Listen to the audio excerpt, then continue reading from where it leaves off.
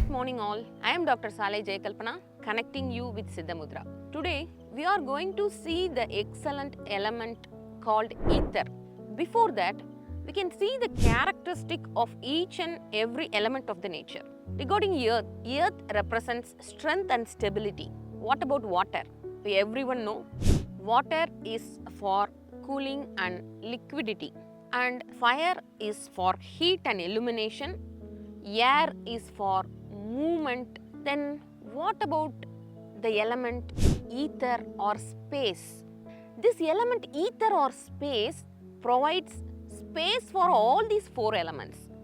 Space for earth, space for water, space for fire, and space for air. So this element is considered as a most important or vital element. Say example, see the universe. This macrocosm makes our microcosm, our physical body. In this universe, just think of the space. It is very spacious. It has no starting or end. And how does this space can be occupied in our small microcosm or small physical body? So this space becomes consolidated and condensed and get into our body as our life. So this is a very big secret explained by our sages or siddhas. Our art is named Siddha Mudra because of these sages or siddhas who found this excellent concept. And what does this space stand for? It gives space for all the four elements, and also the space in the macrocosm, the whole universe is consolidated and condensed into our body, and they are physically and mentally present within our body. Physically, it is present in small spaces in the ear, heart, joints, uterus of the female, etc. And mentally, it constitutes of the subtle mind or life of us. So, this space, if it is in higher level in our body or in lower level in our body, causes great impact. Earth, water, fire and air will also cause impacts, but as the space is very powerful and strong, it causes high mental disorders or mental stability. Everything dealing with the subtle mind. So, as the space directly can be explained by the word only space. It is expansion. When the space is high, the expansion is high. And when the space is getting low in our body, the constriction, the opposite to expansion, that is constriction, is more. So, if you have a broad and expanded mindset, this represents that you have higher space element in you. And if you have a very constricted mindset, it represents that you have very lower space or ether element in you. Okay, say example, I will just make it simple. If a person gets into depression and isolate himself in a small space like a small room, it represents that he has very low space. And even if the space element or the ether element is getting low, what will happen is he will constrict himself that he will not even want to live. He may have the thought of suicidal tendency and go into that activity.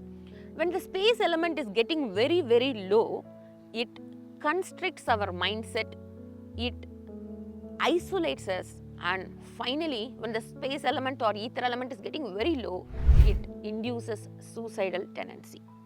Just think of the opposite direction. When the space element is high, one cannot stay within a room. He lives in a broad space, and when the space element is getting more high, he goes into the condition that he cannot even live within his home or hometown. He enters into the open road or open place. So we will be seeing so many persons, mentally affected persons who are roaming outside. Even if they are tied or compelled to live in a small space, they can't do that. They will just escape from that place and move on to the open. So they will be roaming and eating any food and doesn't care of that what is happening to them. These are the persons who are mentally affected and the space element is getting very high. Then how to balance this space element? This space element is the only element which we have to balance. We must not increase it or decrease it. Why so? If we start decreasing the ether element or space element, one can get a thought of suicidal tendency. If we start increasing the space element or ether element, it will lead into over expansion of the mind or mental disorder or anxiety, like those things. And if we start reducing the space element more, it will lead into isolation, depression and suicidal tendency. So, regarding the space element, we must not try to increase it or reduce it. So, what we are going to do is, we are going to just balance the space element. And out of our 5 fingers, this middle finger represents space. What we are going to do is, we are going to touch the tips of the middle finger and your thumb in both your hands. So, touching the tips gently will balance the space element. Be careful on not pressing the middle finger by your thumb. Just the tips must be touching each other.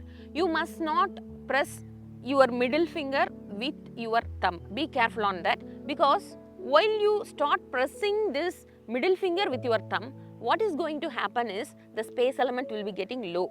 So, we are going to just balance and touch the tips gently. All the other 3 fingers must be extended, and once again this mudra must be done only in the stable sitting position. So, the hand or palm must face upwards. You must do this mudra only from 5 to 10 minutes per day.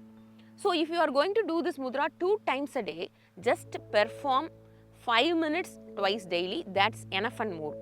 If you are having so much problem with your mental stability or condition of your mind, you can perform this mudra just 5 minutes before sleep. That's enough and more.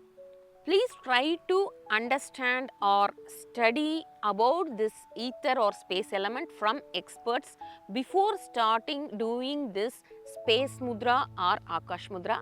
Thank you all.